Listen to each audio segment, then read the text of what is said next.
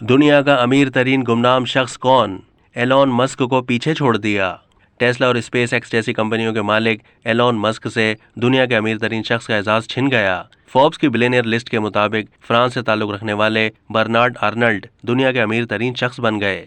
पूर्व आयुष अशिया बनाने वाली कंपनी LVMH के CEO बर्नार्ड आर्नल्ड ने 7 दिसंबर 2022 को भी कुछ घंटों के लिए एलॉन मस्क को पीछे छोड़ा था, मगर फिर टेस्ला के बानी दोबारा दुनिया के अमीर तरीन शख्स बन गए थे।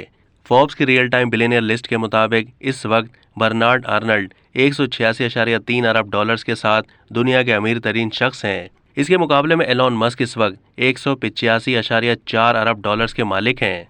यानी फर्क बहुत कम है, तो ज्यादा इम्कान यही है कि वो एक बार फिर नंबर 1 पोजीशन पर पहुंच जाएंगे।